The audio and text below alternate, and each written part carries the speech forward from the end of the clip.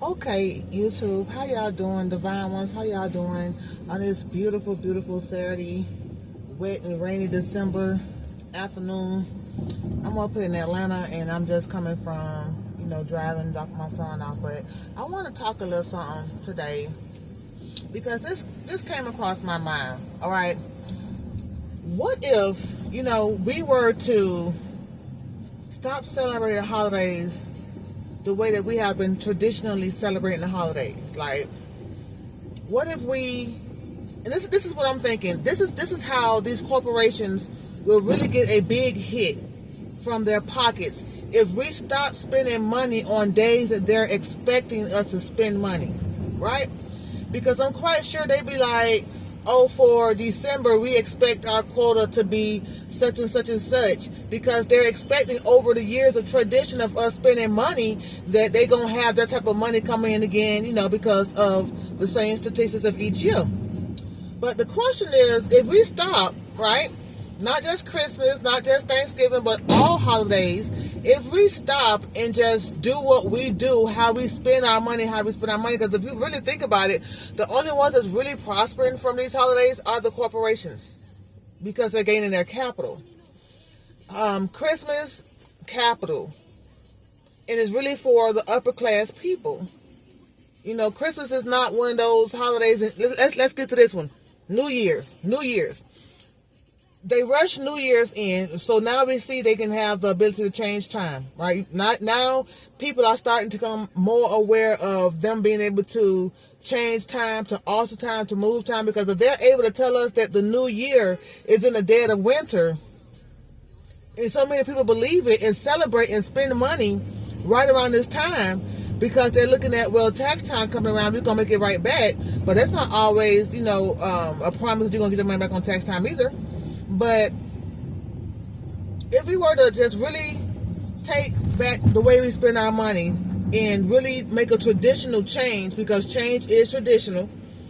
If we were to make a traditional change and stop operating in the same traditions that we are being predicted to bring in so much money to these corporations each year, I think they'll start to pay more attention to what we really feel.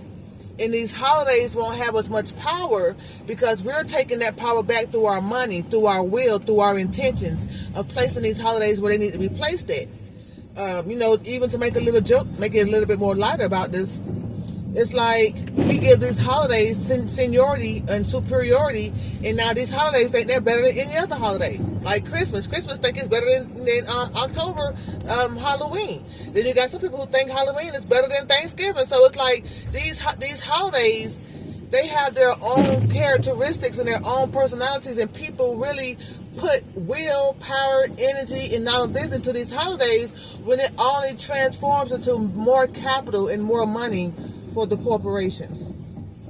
I may not be speaking how I want to speak on this, and the words I'm maybe trying to get out isn't coming out as it is in my mind, but I'm quite sure if you are understanding where I'm coming from, you're able to fill in those blank spots where I'm missing right now. But honestly, let's think about that for a minute. Let's really think about that. These companies expect us to spend money on these holidays that they created. So they created the holidays so they can prosper off of, and people are doing it year in, year out, because traditions has been given to you like everything else. But me, I don't celebrate the holidays because I realize where my power is going. I know people are going to get ready now to do this New Year's thing. Everybody getting ready to celebrate the New Year, and they finna have a man walk through their house to make sure they got good year energy, and cooking collard greens for prosperity, black eyed peas for prosperity. All of these old traditions that even to this day, you can look at yourself, and if you're real with yourself, no, this shit really don't work.